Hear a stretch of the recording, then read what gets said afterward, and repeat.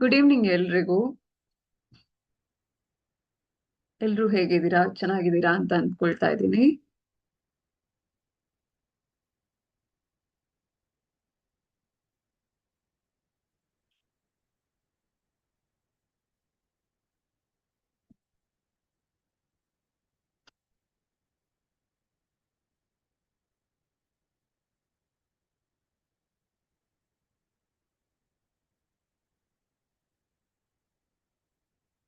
Comparing quantities chapter ನೋಡ್ತಾ ಇದ್ವಿ. ಒಂದಷ್ಟು ಪ್ರಾಬ್ಲಮ್ಸ್ನು ನೋಡಿದೀವಿ. ಚಾಪ್ಟರ್ ಅಲ್ಲಿರೋ ಪ್ರಾಬ್ಲಮ್ಸ್ ಅದಲ್ಲದೆ extra additional problems N M M S ಗೆ ಯಾವ್ದು ಬೇಕೋ ಅದನ್ನ ನೋಡ್ತಾ ಇದೀವಿ.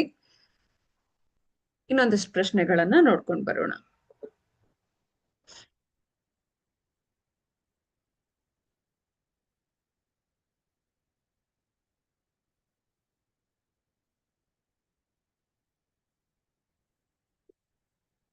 The ratio of monthly income and expenditure of a person is 4:3.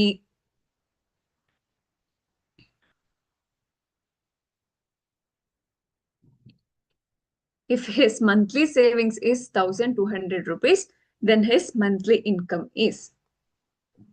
ಒಬ್ಬ ವ್ಯಕ್ತಿಯ ಒಂದು ತಿಂಗಳ ಆದಾಯ ಹಾಗೂ ಖರ್ಚಿನ ಅನುಪಾತ 4:3 ಇದ್ರೆ ಅವನ ಒಂದು ತಿಂಗಳ ಉಳಿತಾಯ 1,200 ರೂಪಾಯಿ ಆದ್ರೆ ಅವನ ತಿಂಗಳ ಆದಾಯ ಎಷ್ಟು ಅಂತ ಕೇಳ್ತಿದ್ದಾರೆ.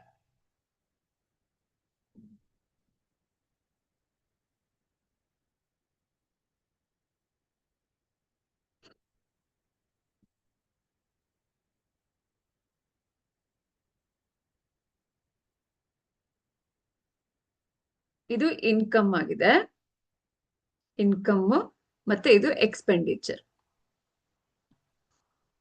ಅಂದ್ರೆ ಆದಾಯ ಖರ್ಚು. ಈಗ ನಮ್ಗೆ ದುಡ್ಡು ಎಷ್ಟಿದೆ ಅಂತ, ಟೋಟಲ್ ದುಡ್ಡು ಎಷ್ಟಿದೆ ಅಂತ ಗೊತ್ತಿಲ್ಲ. ಅದನ್ನ 4x ಅಂತ ತಗೊಳ್ತೇನೆ. ಇನ್ಕಮ್ ಅಂದ್ರೆ ನಮ್ಮ ಆದಾಯ ಖರ್ಚು ಮತ್ತೆ ಉಳಿತಾಯದ ಮೇಲೆ ಇರುತ್ತೆ. ಕರೆಕ್ಟಾ? ಅಂದ್ರೆ ನಮ್ಮ ಆದಾಯ ಎಷ್ಟಾಗಿರುತ್ತೆ, ಖರ್ಚು ಹಾಗೂ ಉಳಿತಾಯದ ದುಡ್ಡಿನ ಮೊತ್ತ ಆದಾಯ ಆಗಿರುತ್ತೆ. ಈ ವ್ಯಕ್ತಿದು ಯಾರದೇ ಆಗ್ಲಿ ಅಲ್ವಾ. So income will be equal to expenditure plus savings. Expenditure ಎಷ್ಟು? 3% ಅಂದ್ರೆ 3% ಅಲ್ಲ, 3ರಷ್ಟಿದೆ, 3 ಟೈಮ್ಸ್ ಇದೆ ರೇಷ್ಯೋದಲ್ಲಿ. ಸೇವಿಂಗ್ಸ್ 1,200 ರೂಪಾಯಿ ಇದೆ. ಹೌದಾ? ಈಗ ನಾನು ಇದನ್ನ ಕಾಮನ್ ತಗೊಂಡ್ರೆ 1,200 ಆಗುತ್ತೆ. 4x ಮೈನಸ್ 3x ಎಷ್ಟು? x 1,200 ಆಗುತ್ತೆ. ಇದು ಸೇವಿಂಗ್ಸ್ ಅಲ್ಲ, ನಾವು ಟೋಟಲ್ ಅಮೌಂಟ್ ಎಷ್ಟು ಅಂತ ಗೊತ್ತಿಲ್ಲ ಅಂತ ತಗೊಂಡಿದೀವಲ್ಲ ಅದು. ಸೊ 4ರಷ್ಟು ಇನ್ಕಮ್ ಇರೋದ್ರಿಂದ 4 ಇಂಟು ರೇಷಿಯೋ ಕೊಟ್ಟಿರೋದ್ರಿಂದ, ಸೊ 12 4 48 2 0, ಸೊ 4,800 ರೂಪಾಯಿ. Option D.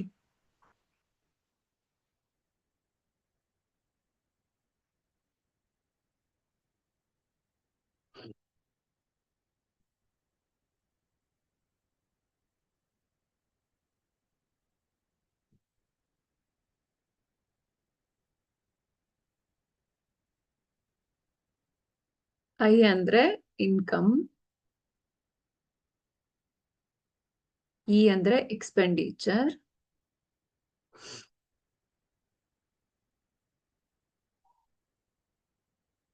S savings.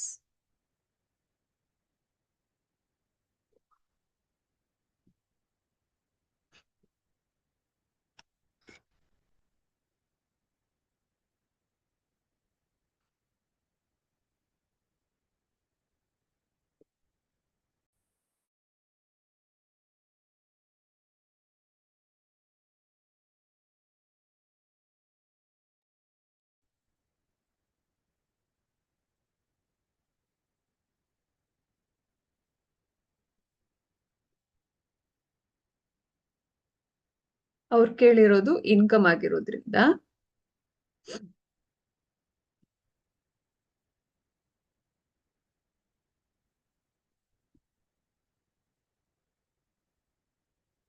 Next ಪ್ರಶ್ನೆಗೆ ಹೋಗೋಣವಾ.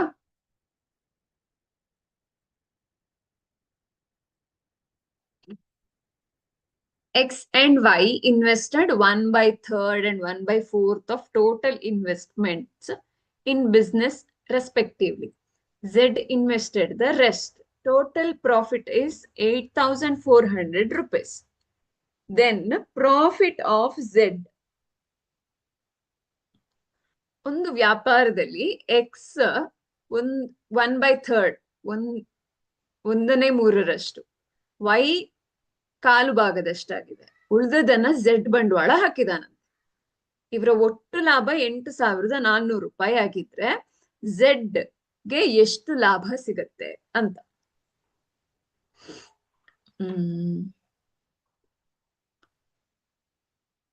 ಈಗ 1/3 ಎಕ್ಸ್ ಗಿದೆ. ಟೋಟಲ್ ಲಾಭದಲ್ಲಿ 1/3 ಎಕ್ಸ್ ಗಿದೆ, ಕರೆಕ್ಟಾ? ಇದು ಟೋಟಲ್ ಪ್ರಾಫಿಟ್ ಎಷ್ಟಾಗತ್ತೆ? 3 6, 3 24, 2,800 ರೂಪಾಯಿ ಆಗತ್ತೆ. ಯಾವ್ದಕ್ಕೆ? ಎಕ್ಸ್ಗೆ. ಆದ್ರೆ ಇವ್ರು ಇಲ್ಲಿ ಝೆಡ್ ಕೇಳ್ತಾ ಇದ್ದಾರೆ. ನಮ್ಗೆ ಝೆಡ್ ಎಷ್ಟು ಇನ್ವೆಸ್ಟ್ ಮಾಡಿದಾನೆ ಅಂತ ಗೊತ್ತಿಲ್ಲ, ಅವ್ನು ಎಷ್ಟು ಬಂಡವಾಳ ಹಾಕಿದಾನೆ ಅಂತ ಗೊತ್ತಿಲ್ಲ.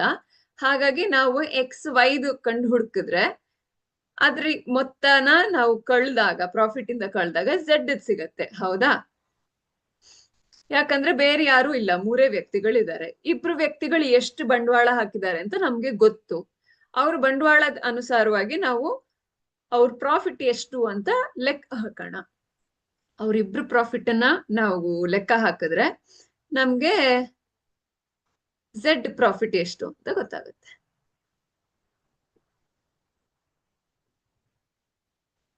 ಸೊ ಎಕ್ಸ್ ಮತ್ತೆ ವೈದು ಎಷ್ಟಾಗತ್ತೆ? 2,800 ಪ್ಲಸ್ 2,100 ಅಂದ್ರೆ 4,900 ರೂಪಾಯಿ ಆಗತ್ತೆ.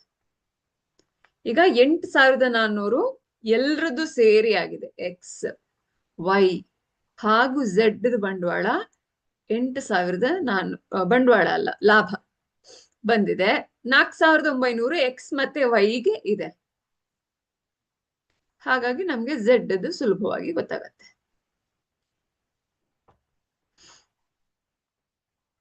ಇಲ್ಲಿ ಪ್ಲಸ್ ಇದೆ, ಈ ಕಡೆ ಬಂದಾಗ ಏನಾಗತ್ತೆ?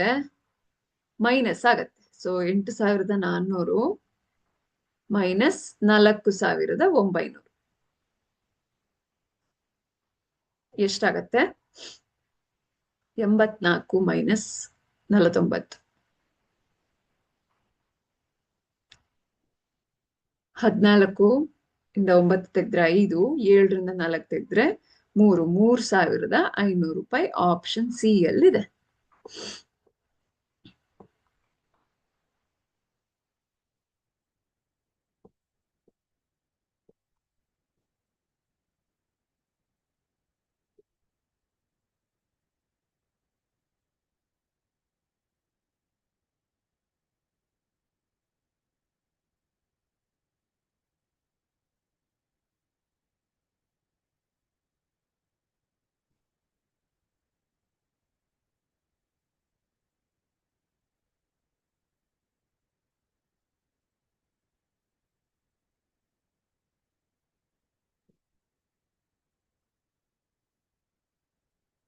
ನೆಕ್ಸ್ಟ್ ಪ್ರಶ್ನೆಗೆ ಹೋಗೋಣವಾ. Ratio of area of a square to the area of equilateral triangle. Square the ಏರಿಯಾಕ್ಕೂ ಈಕ್ವಿಲ್ಯಾಟ್ರಲ್ ಟ್ರಯಾಂಗಲ್ ಏರಿಯಾ ಹೇಗಿದೆ ಅಂತ ಕೇಳ್ತಾ ಇದ್ದಾರೆ. ಏನಿದೆ ಅಂತ. ಬಾಹುವಿನ ಉದ್ದ ಎ ಮಾನಗಳಾಗಿರುವ ವರ್ಗದ ಹಾಗೂ ಸಮಬಾಹು ತ್ರಿಭುಜದ ವಿಸ್ತೀರ್ಣಗಳ ಅನುಪಾತವು ಅಂತ ಕೇಳಿದ್ದಾರೆ. ಅಂದ್ರೆ ಸ್ಕ್ವೇರ್ದು ಏರಿಯಾ ಹಾಗೂ ಈ ಇಕ್ವಿಲ್ಯಾಟ್ರಲ್ ಟ್ರಯಾಂಗಲ್ ಸಮಬಾಹು ತ್ರಿಭುಜದ ಏರಿಯಾ, ಇದು ಎರಡರದ್ದು ಏರಿಯಾ ನಮ್ಗೆ ಗೊತ್ತಿರ್ಬೇಕು. ಸ್ಕ್ವೇರ್ ಎಲ್ಲಾ ಸೈಡ್ಸ್ ಸೇಮ್ ಅಲ್ವಾ?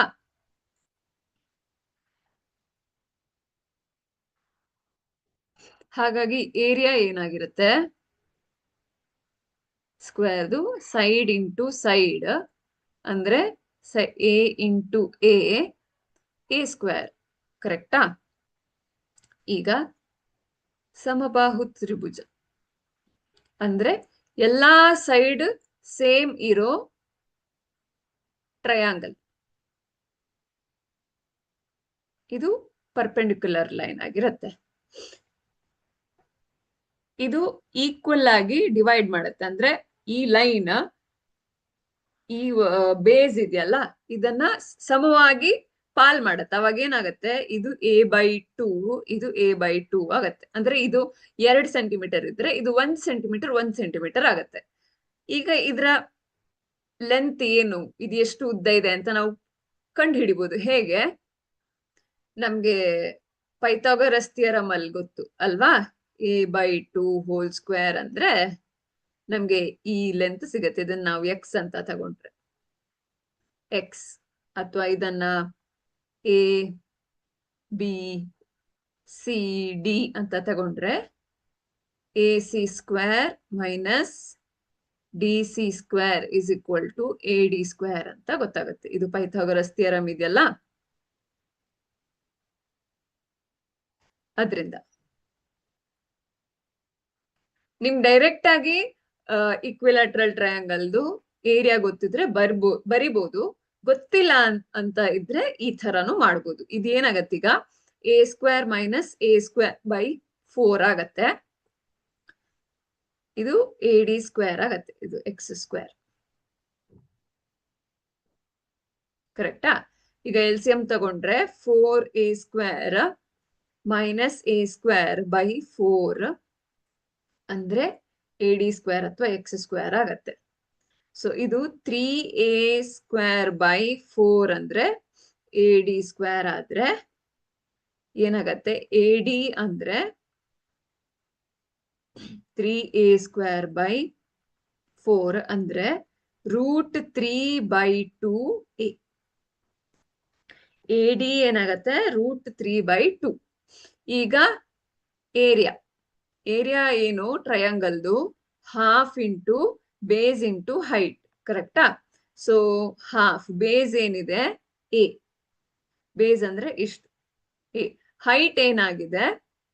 √3/2a ಆಗಿದೆ. ಕರೆಕ್ಟಾ?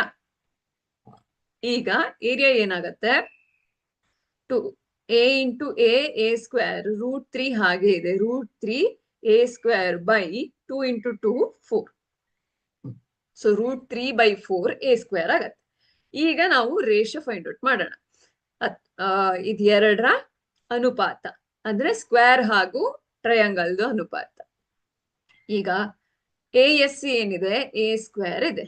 AT ಏನಾಗಿದೆ? √3/4a ಸ್ಕ್ವೇರ್ ಆಗಿದೆ. ಕರೆಕ್ಟಾ? ಕನ್ಫ್ಯೂಷನ್ ಆಗತ್ತೆ ಅಂತಾದ್ರೆ ಈ ತರನು ಬರ್ಕೋಬಹುದು. a square divided by √3/4a square ಆಗತ್ತೆ. ಕರೆಕ್ಟಾ?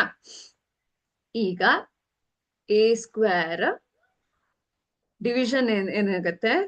ಮಲ್ಟಿಪ್ಲಿಕೇಶನ್ ಆಗತ್ತೆ. ಇದು ಇದರ ರೆಸಿಪ್ರೋಕಲ್ ಅಂದ್ರೆ 4/√3a ಸ್ಕ್ವೇರ್ ಆಗತ್ತೆ. ಕರೆಕ್ಟಾ? ಈಗ ಈ a ಸ್ಕ್ವೇರ್ ಕಾಮನ್ ಕ್ಯಾನ್ಸಲ್ ಮಾಡ್ಬೋದು. ಅವಾಗ ನಮ್ಗೆ ಏನು ಉಳಿಯುತ್ತೆ?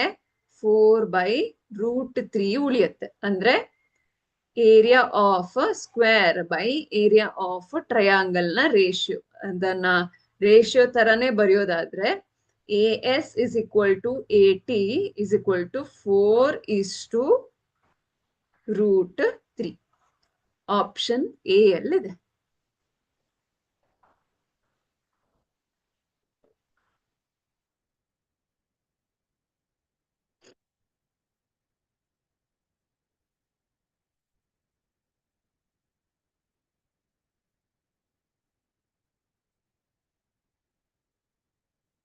ಏರಿಯಾ ಫೈಂಡ್ ಔಟ್ ಮಾಡಿರೋದು ಇದು, ಹಾಗಾಗಿ ರೈಟ್ ಹ್ಯಾಂಡ್ ಸೈಡ್ ಅಲ್ಲಿ ಬರ್ಕೊಂಡಿದ್ದೀನಿ. ಕಂಟಿನ್ಯೂಸ್ ಆಗು ಬರಿಬಹುದು, ಏನ್ ಸಮಸ್ಯೆ ಇಲ್ಲ.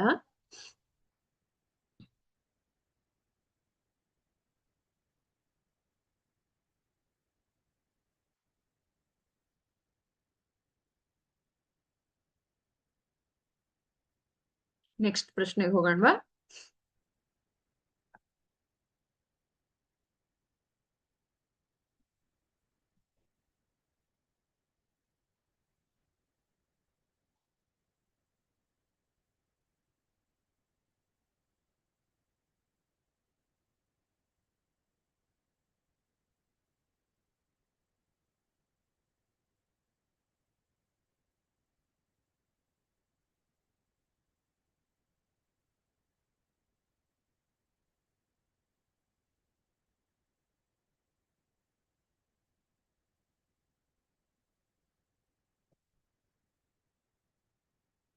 ನೆಕ್ಸ್ಟ್ ಪ್ರಶ್ನೆ,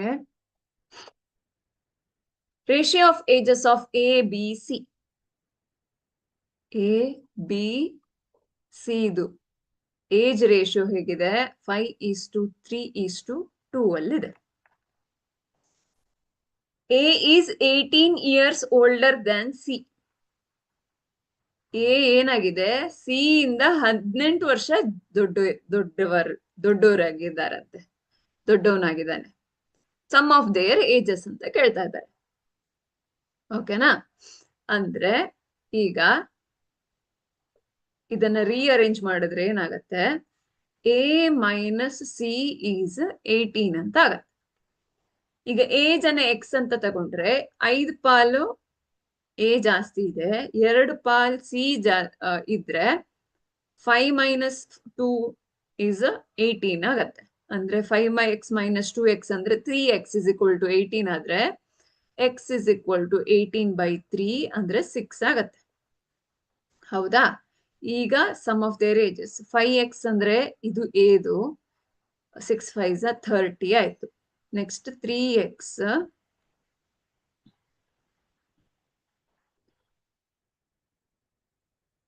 18 ಆಗತ್ತೆ. ನೆಕ್ಸ್ಟ್ 2x 12 ಆಗತ್ತೆ. ಸೊ ಒಟ್ಟು ಎಷ್ಟು ಏಜ್ ಆಗತ್ತೆ? 10 4 5 6 60 ವರ್ಷ ಆಗತ್ತೆ.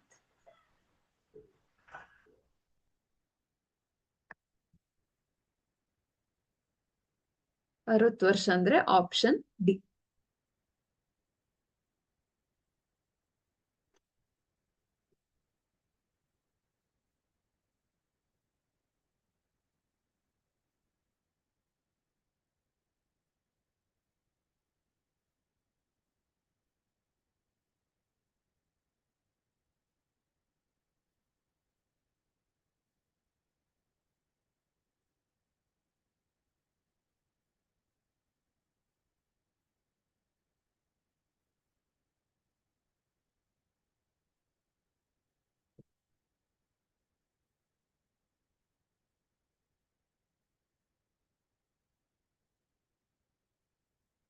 ನೆಕ್ಸ್ಟ್ ಪ್ರಶ್ನೆ,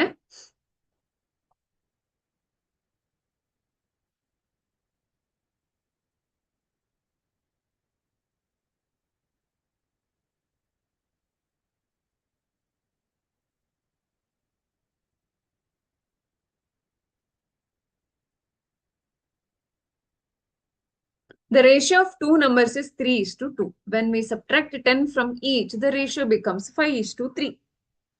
Then the sum of those numbers.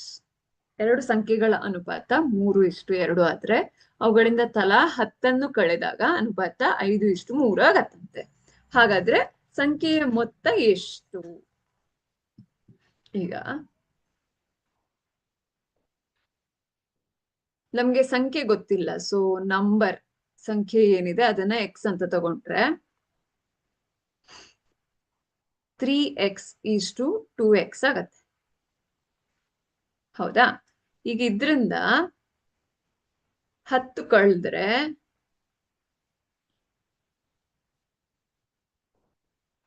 ಏನ್ ಬರುತ್ತೆ? 5:3 ಬರುತ್ತೆ. ಅವ್ರೀಗ ಟೋಟಲ್ ಸಮ್ ಅಥವಾ ಒಟ್ಟು ಮೊತ್ತ ಎಷ್ಟು ಅಂತ ಕೇಳ್ತಾ ಇದ್ದಾರೆ. ಈಗ ಇದನ್ನ 3x - 10 by 2x minus 10 is equal to 5/3 ಅಂತ ತಗೊಂಡ್ರೆ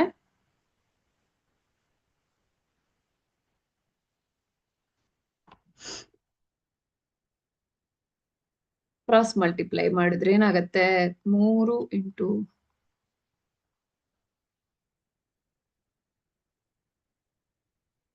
ಮೈನಸ್ 10 ಕರೆಕ್ಟಾ? ಮಲ್ಟಿಪ್ಲೈ ಮಾಡ್ತೀನಿ. 9x minus 30 ಆಗತ್ತೆ. ಇದು 10x minus 50. 9x ಈಚೆ ಕಡೆ ತಗೊಂಡ್ ಬಂದು minus 50 ಲೆಫ್ಟ್ ಸೈಡ್ ತಗೊಂಡ್ ಬಂದ್ರೆ ಇದು ಹೀಗೆ ಮಾಡಿದ್ರೆ ಇದೇನಾಗತ್ತೆ? 50 minus 30 ಹಾಗೂ 10x minus 9x ಆಗತ್ತೆ. 50 minus 30 is 20, 10x minus x ಅಂದ್ರೆ ಹಾಗಾಗಿ ನಂಬರ್ 20 ಆಗಿದೆ.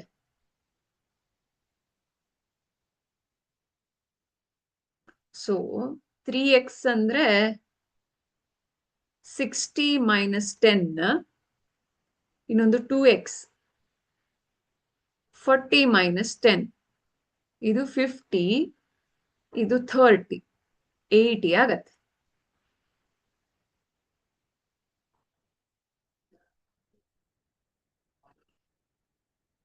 ಹತ್ತನ್ನ ಕಳೆದಾಗ ಕೇಳಿರೋದ್ರಿಂದ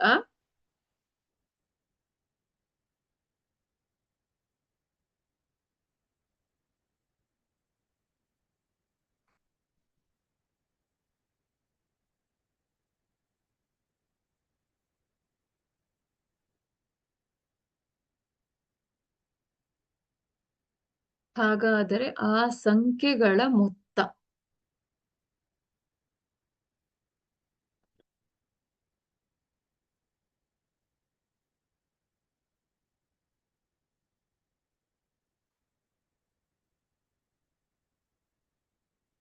ಹತ್ತನ್ನ ಕಳೆದಾಗ ಅದರ ಅನುಪಾತ 5:3 ಬಂದ್ರೆ, ಕ್ಷಮಿಸಿ, ಸಂಖ್ಯೆಗಳ ಮೊತ್ತ ಅಂದ್ರೆ 3x 2x ಮೊತ್ತನೇ ಕೇಳ್ತಾ ಇದ್ದಾರೆ. ಆಯ್ತಾ?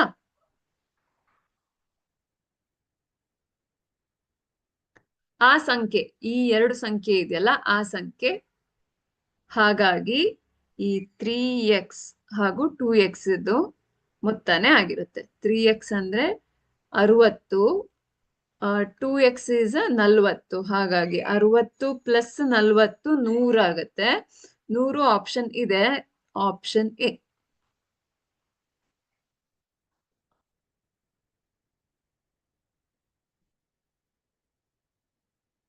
So ratio of two numbers and sum of those numbers. ಈ 2 numbers those numbers ಗೂ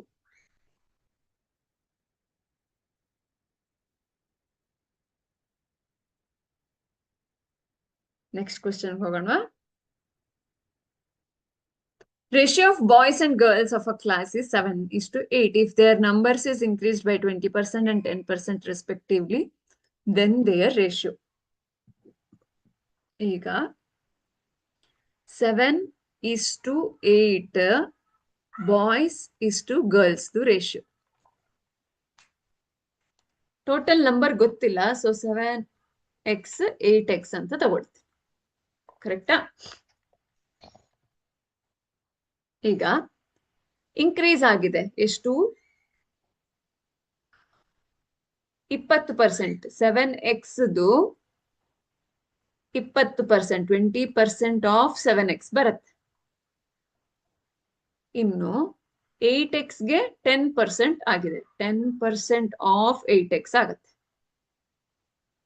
ಓಕೆನಾ? ಅಂದ್ರೆ ಒಂದು ತರಗತಿಯಲ್ಲಿ ಬಾಲಕ ಹಾಗೂ ಬಾಲಕಿಯರ ಅನುಪಾತ 7:8 ಇದ್ರೆ, ಒಂದು ವೇಳೆ ಕ್ರಮವಾಗಿ 20% 10% ಹೆಚ್ಚಿಸಿದರೆ ತರಗತಿಯ ಬಾಲಕ ಬಾಲಕಿಯರ ಹೊಸ ಅನುಪಾತ ಕೇಳ್ತಾ ಇದ್ದಾರೆ. ನನ್ಗೆ 7x ಮತ್ತೆ 8x ಬಾಲಕ ಬಾಲಕಿಯರ ಅನುಪಾತ ಅಂತ ತಗೊಂಡಿದ್ದೀನಿ. ಈಗ ಅದಕ್ಕೆ 20% ಜಾಸ್ತಿ ಇದೆ, ಬಾಲಕಿಯರಿಗೆ 10% ಜಾಸ್ತಿ ಇದೆ ಅಂತ ಆದ್ರೆ ಹೇಗೆ ನಾವು ಸಾಲ್ವ್ ಮಾಡ್ಬೋದು ಅಂತ ನೋಡೋಣ. 20% ಅಂದ್ರೆ 20/100 ಆಫ್ 7x ಈ ತರ ಆಗತ್ತೆ. ಓಕೆನಾ?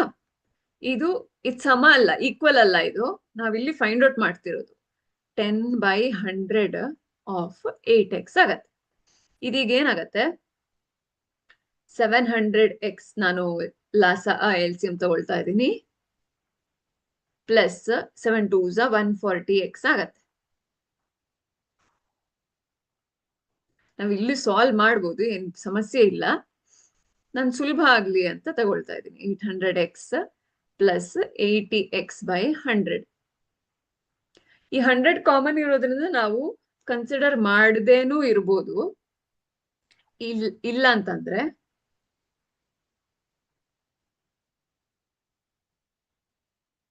ಇದು ಕರೆಕ್ಟ್ ಇದೆ, 840x ಆಗತ್ತೆ ಬೈ 100. ಇದು 880x by 100 ಆಗತ್ತೆ. ಓಕೆನಾ? ಕಾಮನ್ ಕ್ಯಾನ್ಸಲ್ ಮಾಡ್ಕೊಳ್ಬೋದು. ಇದು 4 2s 1s ಆಗತ್ತೆ. ಓಕೆನಾ? ಇದು 2s 2s 0s 0 common terms cancel ಮಾಡ್ಕೊಂಡ್ರೆ ಇದು ಯಾವ ತರ ಇರತ್ತೆ, 21x is to 22x ಆಗತ್ತೆ. ಅಂದ್ರೆ ಹೊಸ ರೇಷಿಯೋ 21 is to 22 ಅಲ್ಲಿ ಬರುತ್ತೆ. 21 is to 22 ಅಂದ್ರೆ option A.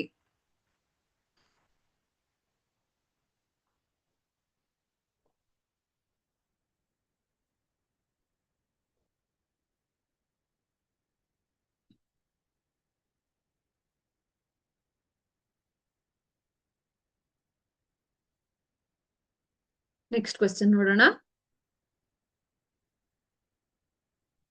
Train covers a distance of 320 km in 5 hours. Bus covers distance of 160 km in 4 hours. Ratio of their velocity. ವೇಗಗಳ ಅನುಪಾತ ಕೇಳ್ತಾ ಇದ್ದಾರೆ. ಒಂದು ರೈಲು, ಇನ್ನೊಂದು ಬಸ್. ಸೊ ವೇಗ, ವೆಲಾಸಿಟಿ, ಡಿಸ್ಟೆನ್ಸ್ ಬೈ ಟೈಮ್, ಎಷ್ಟು ದೂರ ಕ್ರಮಿಸಿದೆ, ಇನ್ನೊಂದು ಎಷ್ಟು ಸಮಯ ತಗೊಂಡಿದೆ. ಓಕೆನಾ? ಸೊ ಅದು ವೇಗ ಕ್ಯಾಲ್ಕುಲೇಟ್ ಆಗತ್ತೆ. ಹಾಗಾಗಿ ಟ್ರೈನ್ ಇದು velocity of train is 320 by 5. So 5 6 5 4 64 kilometre per hour ಆಯ್ತು. ಎರಡು ಸೇಮ್ ಇದೆ, 2 ಗಂಟೆಗಳಲ್ಲೇ ಇದೆ, ಹಾಗೆ ಕಿಲೋಮೀಟರ್ ಅಲ್ಲೇ ಇದೆ. ನಾವ್ ಯಾವ್ದನ್ನು ಬದಲಾಯಿಸೋ ಅವಶ್ಯಕತೆ ಇಲ್ಲ. ಒಂದ್ ವೇಳೆ 1 ಕಿಲೋಮೀಟರ್ 1 ಮೀಟರ್ 1 ಗಂಟೆ 1 ಸೆಕೆಂಡ್ ಅಥವಾ ನಿಮಿಷ ಈ ತರ ಇದ್ರೆ ನಾವ್ ಅದನ್ನ ಬದಲಾಯಿಸ್ಬೇಕು. ಇನ್ನು ವೆಲಾಸಿಟಿ ಆಫ್ ಬಸ್ ಏನಾಗಿದೆ, 160 by 4 ಆಗಿದೆ. ಸೊ ಹಾಗಾಗಿ ಇದು 40 ಕಿಲೋಮೀಟರ್ ಪರ್ ಅವರ್ ಆಯ್ತು. ಈಗ ಇದ್ರ ರೇಷಿಯೋ ಕೇಳ್ತಾ ಇದ್ದಾರೆ.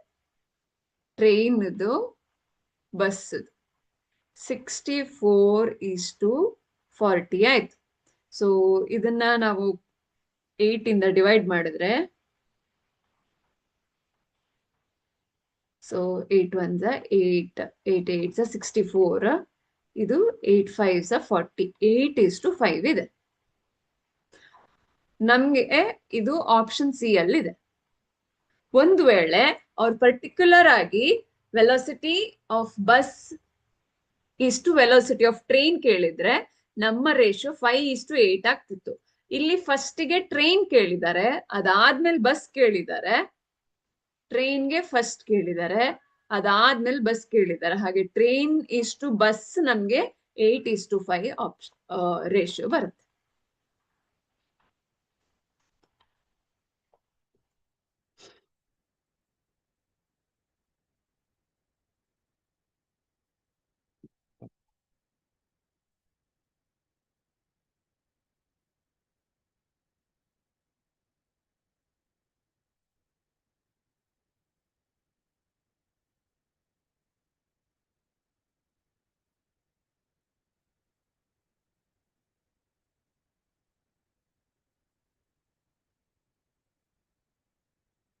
Next, in what ratio there are 2 different tea powders priced at 90 and 150 can be mixed and sold at price of 102? ಪ್ರತಿ ಕೆಜಿಗೆ ಕ್ರಮವಾಗಿ 90 ರೂಪಾಯಿ 150 ರೂಪಾಯಿ ಬೆಲೆಯ 2 ವಿಧದ ಚಹಾ ಪುಡಿಗಳನ್ನು ಯಾವ ಅನುಪಾತದಲ್ಲಿ ಬೆರೆಸಿದರೆ ಆ ಮಿಶ್ರಣವನ್ನು ಪ್ರತಿ ಕೆಜಿಗೆ 102ರಂತೆ ಮಾರಾಟ ಮಾಡಬಹುದು ಅಂತ ಕೇಳ್ತಾ ಇದ್ದಾರೆ. ಈಗ 102 ರೂಪಾಯಿಗೆ ಅವ್ರು ಮಾರಾಟ ಮಾಡ್ತಿದ್ದಾರೆ ಅಂದ್ರೆ ಅದರ ಡಿಫ್ರೆನ್ಸ್ ಎಷ್ಟು ರೂಪಾಯಿ ವ್ಯತ್ಯಾಸ ಬರ್ತಾ ಇದೆ ಅಂತ ನೋಡೋಣ. ಒಂದು 102 ಮೈನಸ್ 90, ಇನ್ನೊಂದು 150 ಮೈನಸ್ 102. ಹೌದಾ? 102 ಮೈನಸ್ 90 ಅಂದ್ರೆ 90, 100, 2, 12 ರೂಪಾಯಿ ವ್ಯತ್ಯಾಸ ಬರುತ್ತೆ. ಇನ್ನೊಂದಕ್ಕೆ 48 ರೂಪಾಯಿ ವ್ಯತ್ಯಾಸ ಬರುತ್ತೆ. ಸೊ 12 ಒಂದ್ಲಿ, 12 ನಾಲ್ಕಲಿ, 1:4.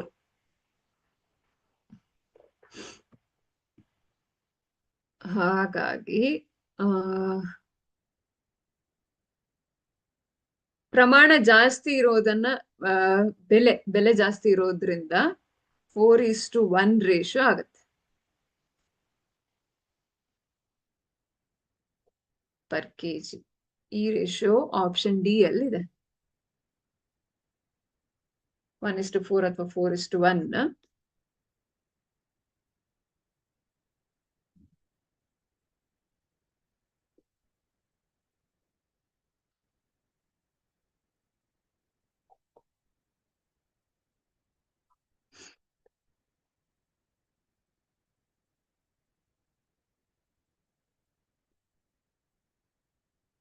ಇದು ಕಾಮನ್ 12 ಇಂದ ಡಿವೈಡ್ ಮಾಡಿದ್ರೆ ಹೀಗೂ ತಗೊಳ್ಬಹುದು, ಇಲ್ಲ ನೀವು ಡೈರೆಕ್ಟ್ ಆಗಿ ಡಿವೈಡ್ ಕೂಡ ಮಾಡ್ಬೋದು, ಸಮಸ್ಯೆ ಏನಿಲ್ಲ. ಆಯ್ತಾ? ನೆಕ್ಸ್ಟ್ ಪ್ರಶ್ನೆಗೆ ಹೋಗೋಣ. ಇದು ಸುಲಭ ಇತ್ತು. Ratio of copper and zinc in a metal is 5:3. If copper weighs 30.5 grams in a metal, then weight of zinc. Copper ಒಂದು ಲೋಹದಲ್ಲಿ ತಾಮ್ರ ಮತ್ತು ಸತು 5:3 ಅನುಪಾತದಲ್ಲಿದೆ. ಲೋಹದಲ್ಲಿ ತಾಮ್ರ 30.5 ಗ್ರಾಮ್ ಇದ್ರೆ ಸತುವಿನ ತೂಕ ಎಷ್ಟು ಅಂತ ಕೇಳ್ತಾ ಇದ್ದಾರೆ. Copper zinc 5:3 ರೇಷಿಯೋದಲ್ಲಿದೆ. ಕಾಪರ್ ಎಷ್ಟಿದೆ? 30.5 ಗ್ರಾಮ್ಸ್ ಇದ್ರೆ ಜಿಂಕ್ ಎಷ್ಟಿದೆ ಅಂತ.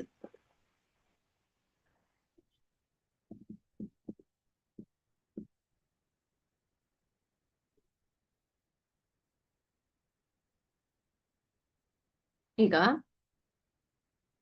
5 ಪಾರ್ಟ್ 3 ಪಾರ್ಟ್ ಆದ್ರೆ ಟೋಟಲ್ 8 ಪಾರ್ಟ್ ಆಯ್ತು. 8 ಪಾರ್ಟ್ಸ್ ಆಗತ್ತೆ. ಕರೆಕ್ಟಾ? ಸೊ ಕಾಪರ್ ಏನಾಗತ್ತೆ? 5 ಪಾರ್ಟ್ ಇದೆ. ಟೋಟಲ್ ಪಾರ್ಟ್ ಎಷ್ಟು ಅಂತ ಗೊತ್ತಿಲ್ಲ. ಹೌದಾ? ಟೋಟಲ್ ಎಷ್ಟು ಗ್ರಾಮ್ ಇದೆ ಅಂತ ಗೊತ್ತಿಲ್ಲ. ಎಕ್ಸ್ ಟೋಟಲ್ ವೇಟ್ ಅಂತ ತಗೊಂಡ್ರೆ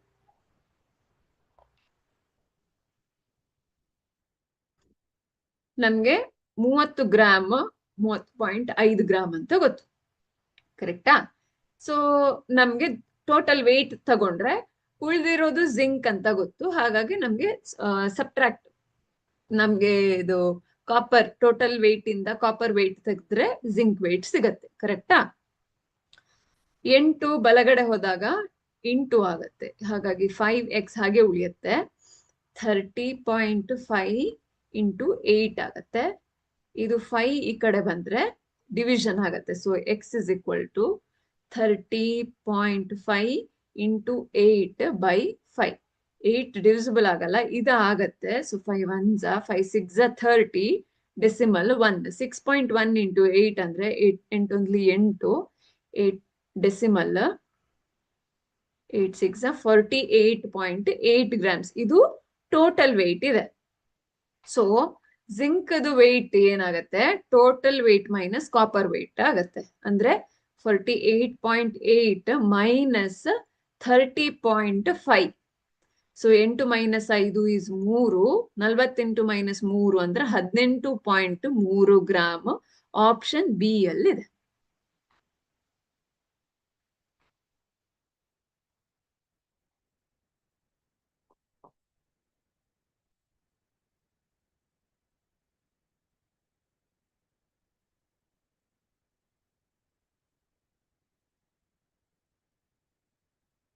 ನಾವ್ ಈ ತರ ಪ್ರಾಬ್ಲಮ್ಸ್ ನ ಸಾಲ್ವ್ ಮಾಡಿದೀವಿ 7ನೇ ಕ್ಲಾಸಲ್ಲಿ.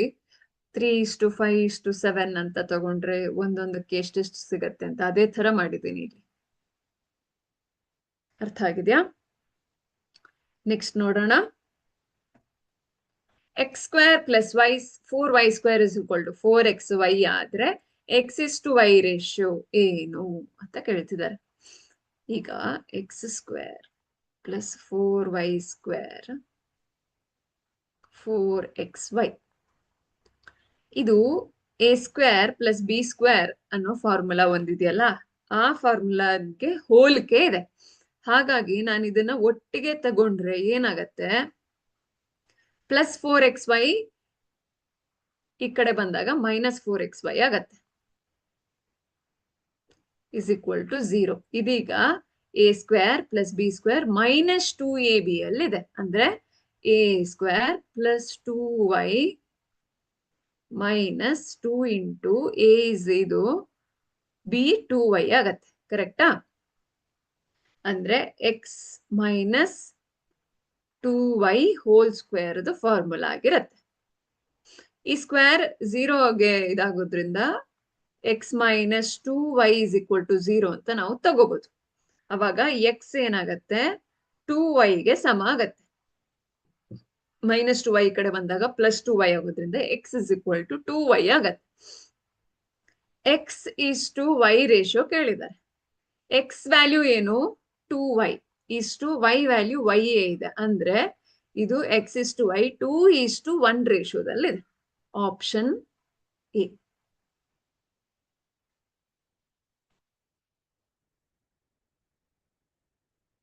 ಹೇಗ್ 2:1?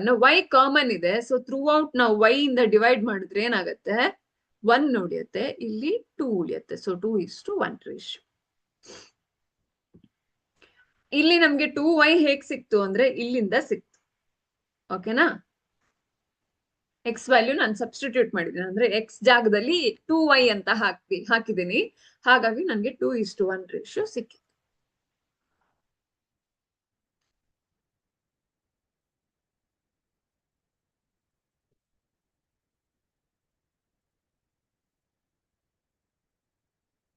ನೆಕ್ಸ್ಟ್ ಪ್ರಶ್ನೆ ನೋಡೋಣ. Average of first 6 numbers is 10. First 5 numbers are ಕೊಟ್ಟಿದ್ದಾರೆ. 6th ನಂಬರ್ ಏನು ಅಂತ ಕೇಳಿದ್ದಾರೆ. ಮೊದಲ 6 ಸಂಖ್ಯೆಗಳ ಸರಾಸರಿ 10 ಆದ್ರೆ ಮೊದಲ 5 ಸಂಖ್ಯೆಗಳನ್ನ ಕೊಟ್ಟಿದ್ದಾರೆ. 6ನೇ ಸಂಖ್ಯೆ ಏನು ಅಂತ ಕೇಳಿದ್ದಾರೆ. ಎವರೇಜ್ ಅಂದ್ರೆ ಎಲ್ಲ ನಂಬರ್ ಅನ್ನ ಆಡ್ ಮಾಡಿ ಟೋಟಲ್ ಎಷ್ಟು ನಂಬರ್ ಇದೆ, 6 ನಂಬರ್ ಇದೆಯಲ್ಲ, 6 ನಂಬರ್ ಇಂದ ಡಿವೈಡ್ ಮಾಡಿದ್ರೆ ನಮ್ಗೆ ಎವರೇಜ್ ಸಿಗೋದು. ಆಯ್ತಾ? ಹಾಗಾಗಿ 5 + 8 + 10 + 12 + 17 5 ನಂಬರ್ ಕೊಟ್ಟಿದ್ದಾರೆ. ಇನ್ನೊಂದು ನಂಬರ್ ಗೊತ್ತಿಲ್ಲ. x/6 ಅಂದ್ರೆ 10 ಅಂತ ಹೇಳಿದ್ದಾರೆ. ಆಯ್ತಾ? ಸೊ ಇದೆಷ್ಟಾಯ್ತು, 8 5 13 23 33 35 45 52 ಆಯ್ತು. ಸೊ 52 + x ಅಂದ್ರೆ 6 ಬಲಬದಿಗೆ ಬಂದ್ರೆ 60 ಆಯ್ತು. ಹೌದಾ? 50 ರೈಟ್ ಸೈಡಿಗೆ ಬಂದ್ರೆ ಮೈನಸ್ ಆಗುತ್ತೆ. ಅಂದ್ರೆ x = 60 - 52 ಅಂದ್ರೆ 8 ಆಗತ್ತೆ. x ವ್ಯಾಲ್ಯೂ ಅಂದ್ರೆ ಏನು, 6ನೇ ನಂಬರ್ 8. ಸೊ 6ನೇ ನಂಬರ್ 8 ಅಂದ್ರೆ ಆಪ್ಷನ್ ಬಿ.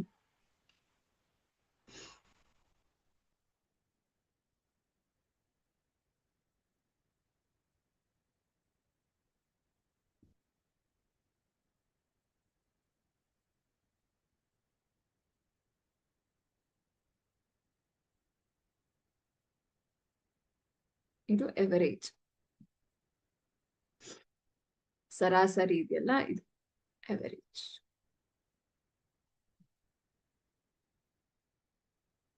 ನೆಕ್ಸ್ಟ್ ಕ್ವಶನ್ ನೋಡೋಣ.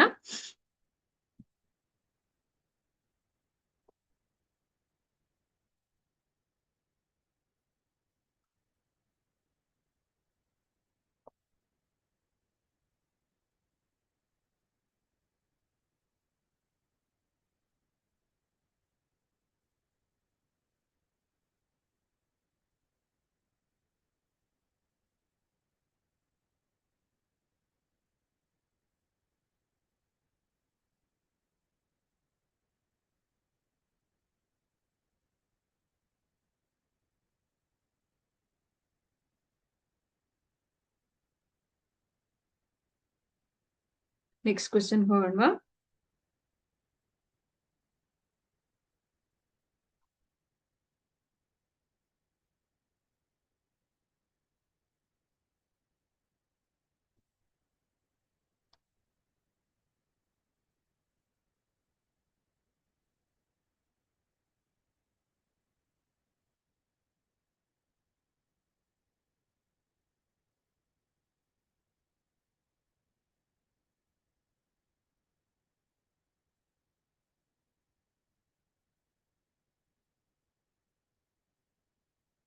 Average of first 5 positive cube numbers.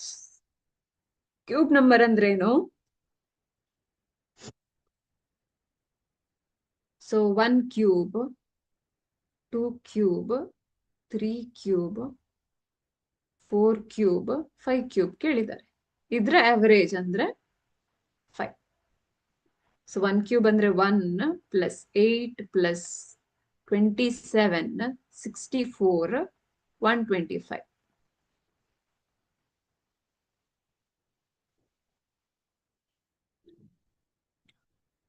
Add ಮಾಡಿದ್ರೆ ಎಷ್ಟಾಗತ್ತೆ? 5 plus 4 9 plus 7 16 plus 8 24 plus 1 25 2 carry 2 plus 2 4 4 plus 6 10 12 1 carry 225 ಭಾಗಿಸು 5 ಅಂದ್ರೆ 5 1 5 4 20 5 5 25 45 ಆಗತ್ತೆ. Option C.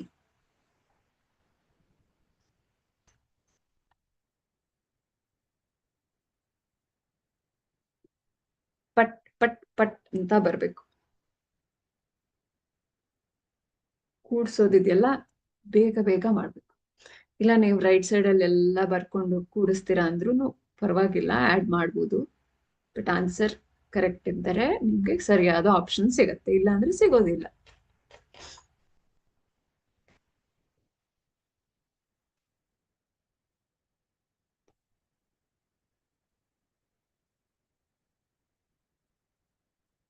ಬರ್ಕೊಂಡ್ರ? ನೆಕ್ಸ್ಟ್ ಕ್ವಶನ್ಗೆ ಹೋಗೋಣವಾ? On an average, 520 people visit museum on Sunday. Sunday 520 ಜನ ಭೇಟಿ ಮಾಡ್ತಾರಂತೆ ಮ್ಯೂಸಿಯಂಗೆ, ಪೀಪಲ್. ಉಳಿದ ದಿನ ಅಂದ್ರೆ ಉಳಿದ 6 ದಿನ ಮಂಡೆಯಿಂದ ಸ್ಯಾಟರ್ಡೆ ತನಕ 310 ಜನ ಭೇಟಿ ಮಾಡ್ತಾರಂತೆ. ಅಂದ್ರೆ ಮಂಡೆಯಿಂದ ಸ್ಯಾಟರ್ಡೆ ತನಕ 310 ಇಂಟು 6 ಅಂತ ಮಾಡ್ಬೋದು. ಸೊ 6 0 6 1 6 6 3 1860 ಜನ ಆಗತ್ತೆ. ಓಕೆನಾ? ಇನ್ನು total average of visitors arrived in the month June starting from Monday. June ಅಲ್ಲಿ ಎಷ್ಟು ದಿನ ಇದೆ? 30 ದಿನ ಇದೆ. ಓಕೆನಾ? ಜೂನ್ ಸ್ಟಾರ್ಟ್ ಆಗ್ತಿರೋದು ಜೂನ್ 1 ಮಂಡೇ ಅಂತ ಹೇಳ್ತಿದ್ದಾರೆ. ಓಕೆನಾ? ಈಗ ಜೂನ್ 1 ಮಂಡೇ ಆದ್ರೆ Monday, Tuesday, Wednesday, Thursday, Friday, Saturday, Sunday ಅಂತ ತಗೊಂಡ್ರು ಇಲ್ಲಿ 1 ರಿಂದ 7ನೇ ತಾರೀಕು ತನಕ ಬರುತ್ತೆ. ಸೊ ಇಲ್ಲಿ 14ನೇ ತಾರೀಕು, 21ನೇ ತಾರೀಕು, 28ನೇ ತಾರೀಕು ಬಂದ್ರು 29 30 ಎಕ್ಸ್ಟ್ರಾ 2 ದಿನ ಎಕ್ಸ್ಟ್ರಾ ಬರುತ್ತೆ. ಹೌದಾ? ಸೊ 4 ಸಂಡೇ ಬರುತ್ತೆ, 4 ಸಂಡೇಸ್ ಆಗತ್ತೆ. ಅವಾಗ ಏನಾಗತ್ತೆ? ಸಂಡೇ 520 ಇಂಟು 4 ಆಯ್ತು. ಸೊ 30 ದಿನದಲ್ಲಿ 4 ದಿನ ಸಂಡೇ ಆದ್ರೆ ಉಳ್ದಿದೆಲ್ಲ ಮಂಡೇ ಟು ಸ್ಯಾಟರ್ಡೆ 26 ದಿನ ಬರುತ್ತೆ. ಸೊ 1 ದಿನಕ್ಕೆ 310 ಆದ್ರೆ 26 ದಿನಕ್ಕೆ ಎಷ್ಟು ಬರುತ್ತೆ ನೋಡ್ಬೇಕು. ಸೊ 310 ಇಂಟು 26 ದಿನ ಆಗತ್ತೆ. ಅವರು ಟೋಟಲ್ ಎವರೇಜ್, ನಾವೀಗ ಇದು 1 ತಿಂಗಳಿಗೆ ಎಷ್ಟು ಅಂತ ಕ್ಯಾಲ್ಕುಲೇಟ್ ಮಾಡ್ತಿದ್ದೀವಿ. ಜೂನ್ ತಿಂಗಳಿಗೆ ಅವರು ಇದನ್ನೆಲ್ಲ ಕ್ಯಾಲ್ಕುಲೇಟ್ ಮಾಡಿ 1 ದಿನದ ಸರಾಸರಿ ಎಷ್ಟು ಅಂತ ಕೇಳ್ತಾ ಇದ್ದಾರೆ. ಸೊ 4000 4 2s 8 5 4s 20 ಸಂಡೇಸ್ 2080 ಜನ ಬಂದ್ರೆ 310 into 26.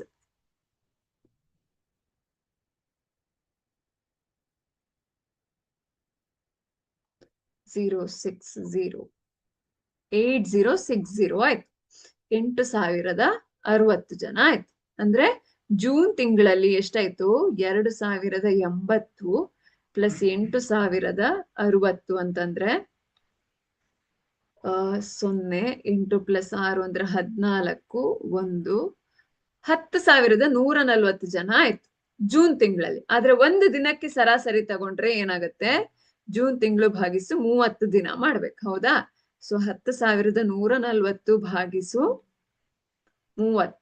ಸೊ 0 0 ತಗೊಂಡ್ರೆ 3 1s 3 3s 9 3 3s 9 3 8s 24. ಹಾಗಾಗಿ 338 ಪೀಪಲ್ ಜನ ಬರ್ತಾರೆ ಅಂತ ಇದೆ. ಆಪ್ಷನ್ ಸಿ ಅಲ್ಲಿದೆ.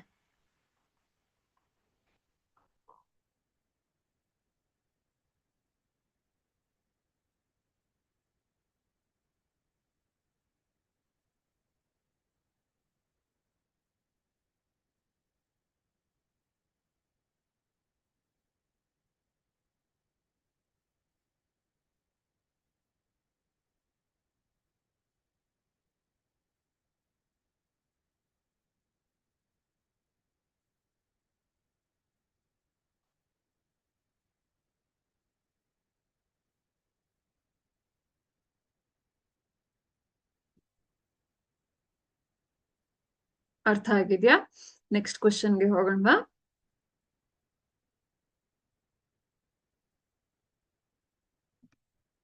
Average of 5 consecutive natural numbers is 48. Then the product of first and last numbers among those numbers.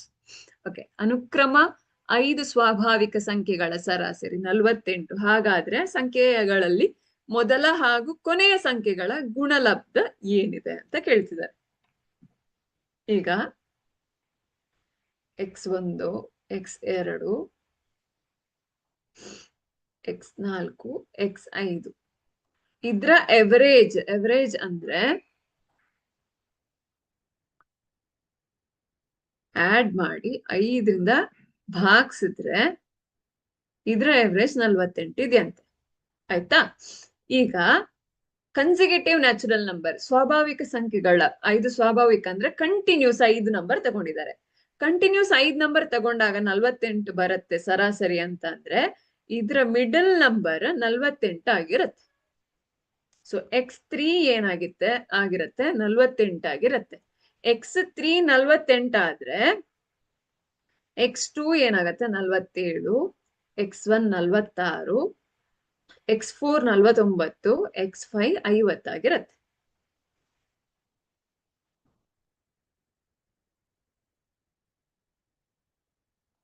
ಇದು ಟ್ರಿಕ್ ಆಯ್ತಾ? ಈ ಮೀನ್ ಅಥವಾ ಎವರೇಜ್ ಅಂತ ನಾವು ಆಡ್ ನಂಬರ್ಸ್ ಅಲ್ಲಿ ಅಂದ್ರೆ ಬೆಸ ಸಂಖ್ಯೆಗಳಲ್ಲಿ ನಾವು ಅದನ್ನ ಸರಾಸರಿ ತಗೊಂಡ್ರೆ ಮಧ್ಯದ ಸಂಖ್ಯೆಯ ಸರಾಸರಿ ಆಗಿರುತ್ತೆ. ಸ್ವಾಭಾವಿಕ ಸಂಖ್ಯೆಗಳ ಸರಾಸರಿ ಹೇಳ್ತಾ ಇರೋದು ನಾನು. ಹಾಗಾಗಿ ಅವರು 48 ಅಂತ ಕೊಟ್ಟಿರೋದು ನಮ್ಗೆ ಹಿಂಟ್ ಆಗಿದೆ. ಈಗ ಅವ್ರು ಕೇಳ್ತಿರೋದು ಫಸ್ಟ್ ಮತ್ತೆ ಲಾಸ್ಟ್ ನಂಬರ್ x1 ಹಾಗೂ xy ಅನ್ನ ನಾವು ಮಲ್ಟಿಪ್ಲೈ ಮಾಡಿದ್ರೆ ಎಷ್ಟು ಬರುತ್ತೆ ವ್ಯಾಲ್ಯೂ ಅಂತ ಕೇಳ್ತಾ ಇದ್ದಾರೆ. 5 6 30, 3 5 4 20 23 2300 ಆಪ್ಷನ್ ಎ ಅಲ್ಲಿದೆ.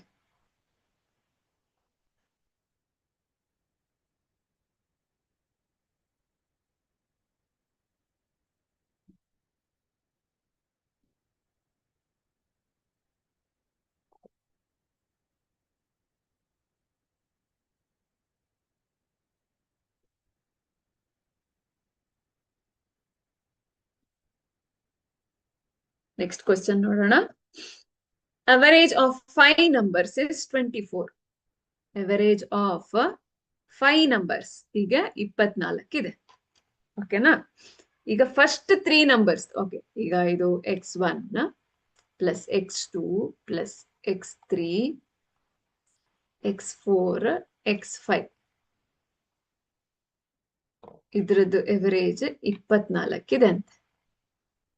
First 3 numbers, average of first 3 numbers ಅಂದ್ರೆ x1, x2, x3 ಇದು ಎವರೇಜ್ ಎಷ್ಟಿದೆ ಅಂದ್ರೆ 30 ಇದೆ ಅಂತ ಹೇಳ್ತಾ ಇದ್ದಾರೆ.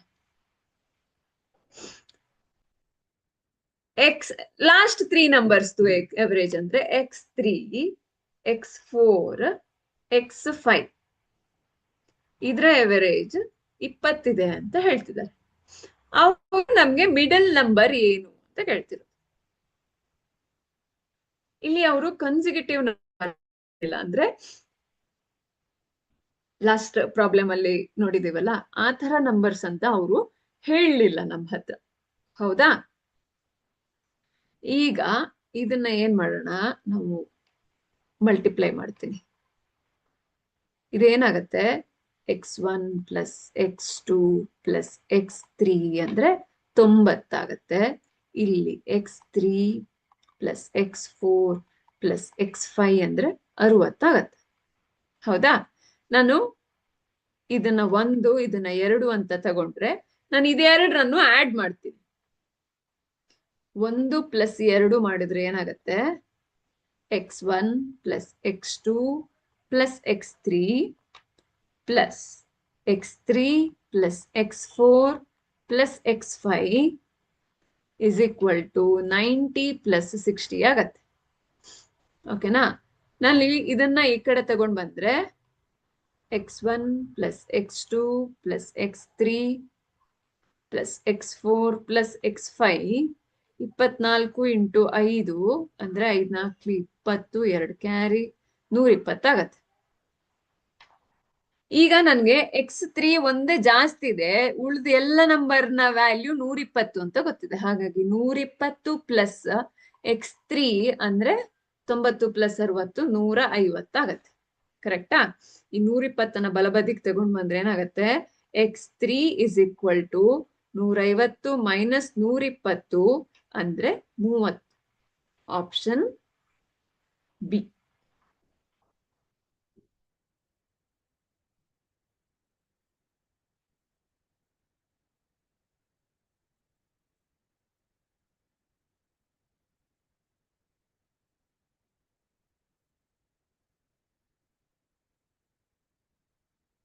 ಆಪ್ಷನ್ ಬಿ ನಮ್ಮ ಉತ್ತರ. ಅವ್ರು ಒಂದ್ ಹೆಂಟ್ ಕೊಟ್ಟಿರೋದು 5 ನಂಬರ್ದು ಎವರೇಜ್ 24 ಅಂತ. ಹಾಗಾಗಿ 5 ನಂಬರ್ ಅನ್ನು ನಾವ್ ಆಡ್ ಮಾಡಿದ್ರೆ 120 ಬರ್ತಾ ಇದೆ. ಅದಲ್ಲದೆ ಕೊಟ್ಟಿರೋದು 3 ನಂಬರ್, ಫಸ್ಟ್ 3 ನಂಬರ್ ಇದೆಯಲ್ಲ ಅದರ ಎವರೇಜ್ 30 ಅಂತ ಕೊಟ್ಟಿದ್ದಾರೆ. ಅಂದ್ರೆ ಫಸ್ಟ್ 3 ನಂಬರ್ ಅನ್ನ ನಾವು ಆಡ್ ಮಾಡಿದ್ರೆ 90 ಬರ್ತದೆ. ನೆಕ್ಸ್ಟ್ 3 ನಂಬರ್ ಇದು ಎವರೇಜ್ 20 ಅಂತ ಕೊಟ್ಟಿದ್ದಾರೆ. ನೆಕ್ಸ್ಟ್ 3 ನಂಬರ್ ಟೋಟಲ್ ಆಡ್ ಮಾಡಿದ್ರೆ 60 ಅಂತ ಬರ್ತದೆ. ಇದನ್ನ ಆಡ್ ಮಾಡಿದಾಗ ನಮ್ಗೆ x3 2 ಸರ್ತಿ ಬರ್ತದೆ. ಆದ್ರೆ ಒಂದು ಸತಿ ಆಡ್ ಮಾಡಿದಾಗ ನಮ್ಗೆ ಟೋಟಲ್ 120 ಅಂತ ಗೊತ್ತಿದೆ. ಹೌದಾ? ಹಾಗಾಗಿ ಇನ್ನೊಂದು x3 ಅನ್ನ ಹಾಗೆ ಉಳಿಸ್ಕೊಂಡಾಗ ಏನಾಗತ್ತೆ, ನಮ್ಗೆ ಬೇಕಾಗಿರೋದು ಅದುವೆ x3 ಅಂದ್ರೆ ಮಿಡಲ್ ನಂಬರ್. ಅದರ ವ್ಯಾಲ್ಯೂ ನಮ್ಗೆ ಕಂಡು ಹಿಡಿಲಿಕ್ಕೆ ಆಗ್ತದೆ. ಈ ಮೂಲಕ ನಾವು x3 ವ್ಯಾಲ್ಯೂ 30 ಅಂತ ಕಂಡು ಹಿಡಿತಾ ಇದೆ.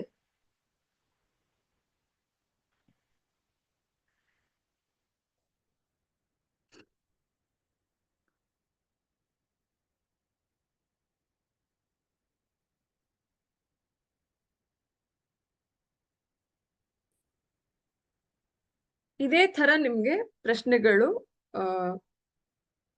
ಬೇರೆ ಬೇರೆ ಇದೇ ರೀತಿಯಲ್ಲಿ ಬೇರೆ ಬೇರೆ ಕ್ರಮದಲ್ಲಿ ಕೊಡ್ತಾರೆ. ಅಂದ್ರೆ ಫಾರ್ ಎಕ್ಸಾಂಪಲ್ ಈಗ ನಾನು ಹಿಂದಿನ ಎವರೇಜ್ ಕಂಟಿನ್ಯೂಸ್ ಆಗಿರುವ ಎವರೇಜ್ ನಂಬರ್ಗಳ ಎವರೇಜ್ಗೂ ಈ ರ್ಯಾಂಡಮ್ ಆಗಿ ಕೊಟ್ಟಿರುವ 5 ನಂಬರ್ಗಳ ಎವರೇಜ್ಗೂ ವ್ಯತ್ಯಾಸ ಇದೆ. ಹಾಗಾಗಿ ನಾವು ಪ್ರಶ್ನೆಗಳನ್ನ ಸರಿಯಾಗಿ ಗಮನಿಸ್ಬೇಕು. ಸರಿಯಾಗಿ ಗಮನಿಸಿದ್ರೆ ಮಾತ್ರ ನಮ್ಗೆ ಕರೆಕ್ಟ್ ಆಗಿರೋ ಆಪ್ಷನ್ ಸಿಗತ್ತೆ. ಇಲ್ಲಾಂದ್ರೆ ಒಂದು ಇದೇ ಆಪ್ಷನ್ ಇಲ್ಲಿರೋ ಆನ್ಸರ್ ಸಿಗೋ ಸಾಧ್ಯತೆಗಳಿದೆ, ಇಲ್ಲ ನಮ್ಗೆ ಈ ಆಪ್ಷನ್ ಅಲ್ಲಿ ಇಲ್ಲದೆ ಇರೋ ಆನ್ಸರ್ಗಳು ಸಿಗೋ ಸಾಧ್ಯತೆಗಳಿದೆ. ಹಾಗಾಗಿ ನಾವು ಬಹಳ ಮುಖ್ಯವಾಗಿ ಗಮನಿಸಬೇಕಾಗಿರೋದು ಪ್ರಶ್ನೆ ಯಾವ ತರ ಇದೆ ಅಂತ. ಸೊ ಆ ಪ್ರಶ್ನೆಗೆ ಅನುಕೂಲವಾಗಿ ನಾವು ಪ್ರಾಬ್ಲಮ್ ಅನ್ನ ಸಾಲ್ವ್ ಮಾಡ್ಕೊಂಡು ಹೋದ್ರೆ ನಮ್ಗೆ ಕರೆಕ್ಟ್ ಆದ ಆನ್ಸರ್ ಸಿಗತ್ತೆ. ಕನ್ಫ್ಯೂಷನ್ ಆದ್ರೆ ನಮ್ಮ ಆನ್ಸರ್ ತಪ್ಪಾಗತ್ತೆ. ಆ ತಪ್ಪಾಗಿರೋ ಆನ್ಸರ್ ಈ ಆಪ್ಷನ್ ಅಲ್ಲಿ ಇದ್ದು ನಾವು ಟಿಕ್ ಮಾಡೋ ಸಾಧ್ಯತೆಗಳು ಬರುತ್ತೆ. ಹಾಗಾಗಿ ನಾವು ಗಮನಿಸ್ಬೇಕು ಅನ್ನೋದನ್ನ ಹೇಳೋದಕ್ಕೆ ಇಷ್ಟಪಡ್ತೀನಿ. ಈ ಚಾಪ್ಟರ್ ಗೆ ಇಷ್ಟೇ ಕ್ವಶನ್ಸ್ ತಗೊಂಡಿದೀವಿ. ಮತ್ತಷ್ಟು ಹೊಸ ಚಾಪ್ಟರ್ ಜೊತೆ ಹೊಸ ಪ್ರಶ್ನೆಗಳ ಜೊತೆ ಇನ್ನ ನೆಕ್ಸ್ಟ್ ಕ್ಲಾಸ್ ಅಲ್ಲಿ ಸಿಗೋಣ. ಅಲ್ಲಿ ತನಕ ಶುಭರಾತ್ರಿ.